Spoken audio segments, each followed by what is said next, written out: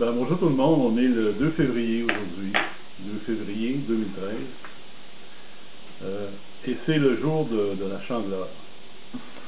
Aujourd'hui, avec les connaissances qu'on a, on sait que l'année est divisée quasiment en 4, c'est-à-dire on a les solstices aux extrémités, on a les équinoxes au milieu, mais le soleil, dans sa course, est toujours en mouvement.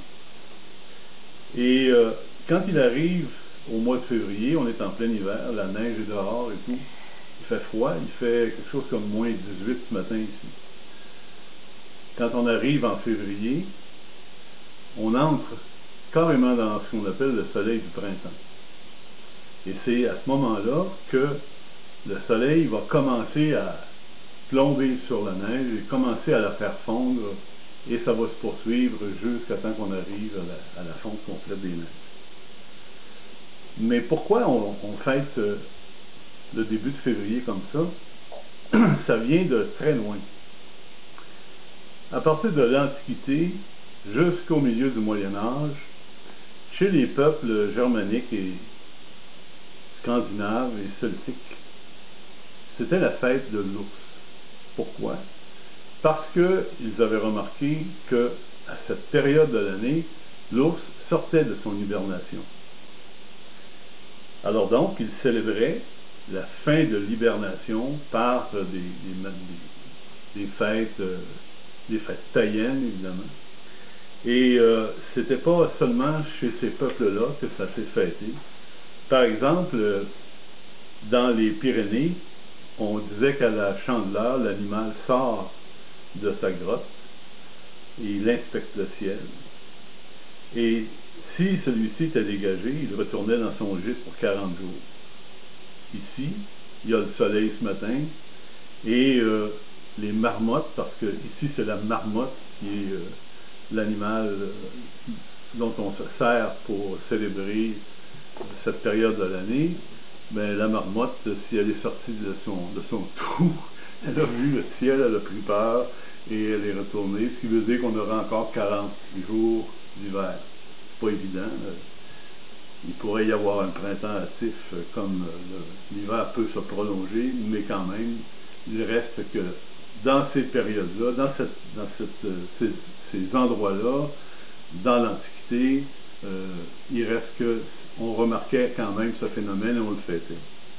Et il y a d'autres exemples, par exemple dans le Limousin, c'était le loup qu'on observait. En Lorraine, la loutre.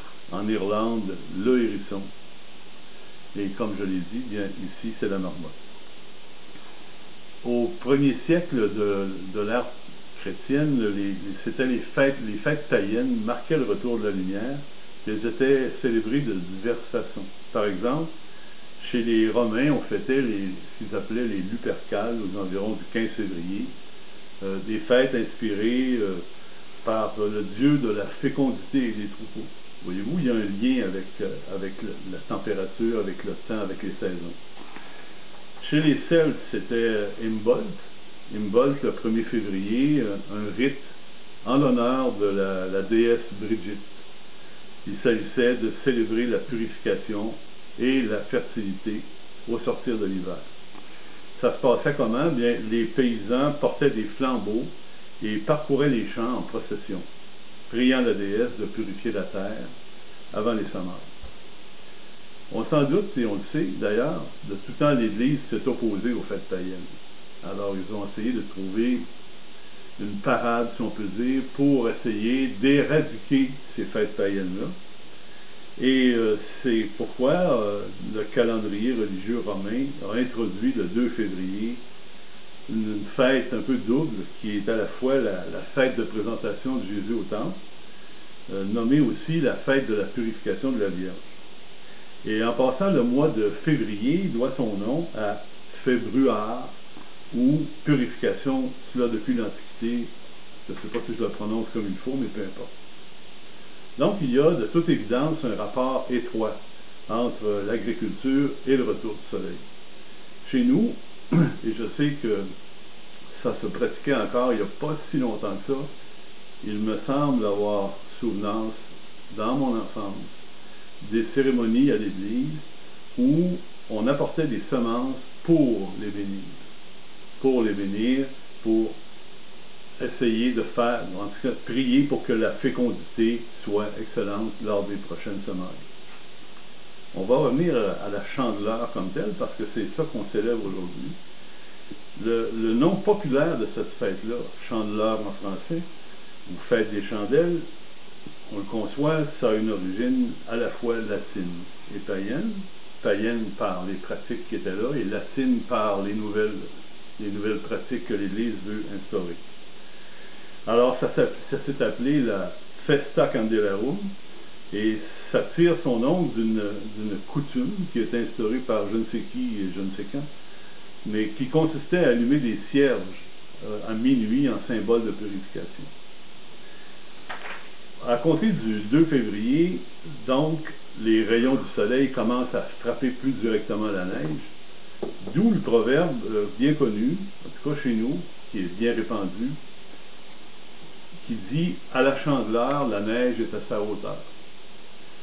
Quelques expériences du passé m'inclinent à penser que pas vraiment nécessairement toujours exact, mais quand même, en principe, et sur le plan de la température, du climat, effectivement, lorsque la neige tombe, à partir de février, elle retombe beaucoup plus, c'est-à-dire qu'elle fond, elle commence à fondre beaucoup plus rapidement. Et on dit aussi au Québec que février, c'est le mois des glaçons. Et c'est une façon d'illustrer le travail du soleil, parce qu'on observe souvent en février que des glaçons se forment à la chute des toits. Donc, après avoir combattu de toutes ses forces les fêtes païennes pour les éradiquer, mais n'y réussissant pas, on peut dire que d'une certaine manière, l'Église a quand même trouvé une parade, et c'est le pape Gélase Ier qui a institué au 5e siècle la fête des chandelles. Donc, je ne sais pas si c'est lui qui a instauré toutes les autres pratiques, mais enfin, le fait de faire la fête des chandelles, c'est Gélase Ier. Gélase, dont vous n'aviez peut-être jamais entendu parler, et ni moi non plus avant de faire ma recherche, en fait, c'est le 9e pape de l'Église. Il était berbère de naissance, né en Afrique du Nord, et il est mort à Rome le 21 novembre 496. Mais j'ai quand même une certaine affection pour lui, parce qu'il a introduit la coutume de faire des crêpes à la chandeleur, et amorcé ce rite aussi de faire distribuer des crêpes aux pèlerins qui arrivaient à Rome. Et c'est pas par hasard que Gélase a choisi les crêpes, c'est parce que leur rondeur rappelle le disque solaire. Et on sait que le soleil, c'est le moteur de beaucoup de fêtes païennes que l'Église combattait.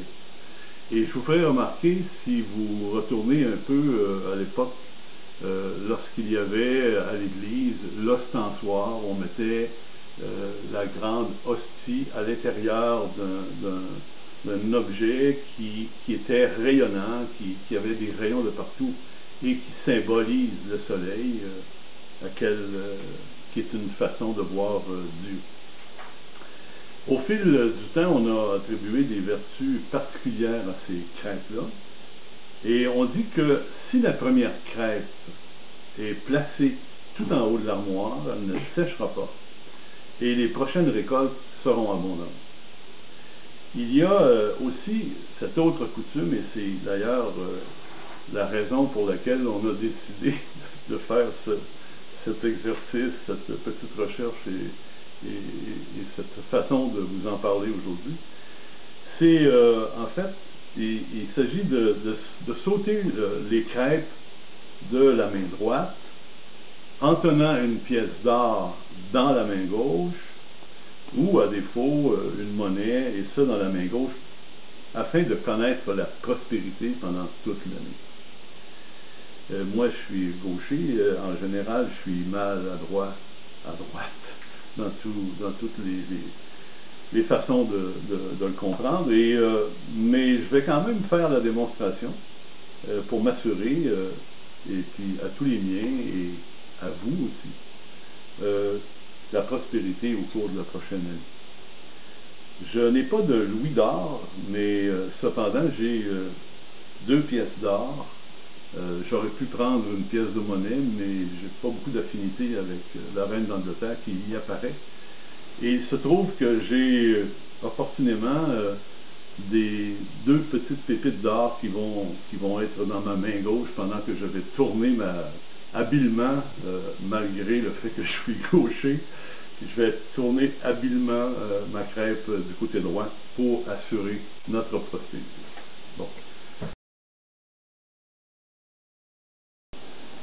Bon, ben on est rendu au point culminant.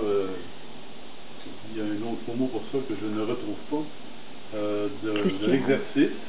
Et la raison, en fait, pour laquelle on est en train de faire ça présentement, ça parlait de la chandeleur.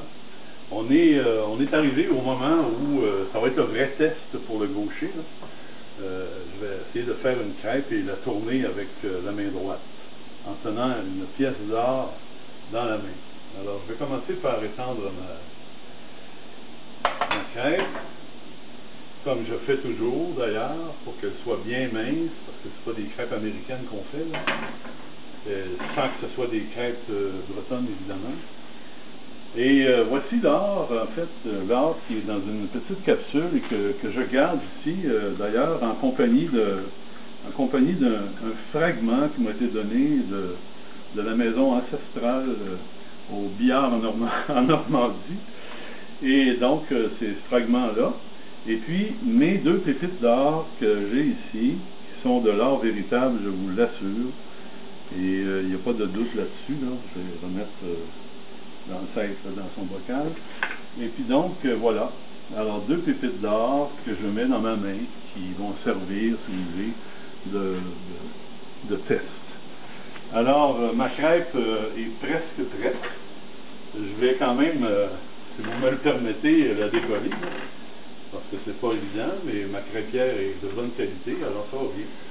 Et je vais donc faire la démonstration qui va m'assurer et qui va assurer à tous les miens, et comme je vous l'ai dit, à vous aussi, la prospérité au cours de la prochaine année. Alors voilà. Et voilà, c'est exactement ça. Et la raison véritable pour laquelle j'ai décidé qu'on ferait des crêpes aujourd'hui, c'est parce que j'ai besoin de prétexte pour manger du sirop d'érable. Le sirop d'érable qui est le compagnon naturel de tous les Québécois lorsqu'ils mangent des crêpes. Et on attend nos amis présentement qui vont arriver bientôt aussi. C'est un pot de sirop d'érable, ça. Et on attend nos amis qui vont arriver. Et tout à l'heure, on va refaire plein de crêpes et on va se manger ça goulûment. Bonne journée, bon 2 février. Et si vous n'avez pas fait vos crêpes cette année, l'an prochain, faites-le et on vous dira si effectivement on a été prospère.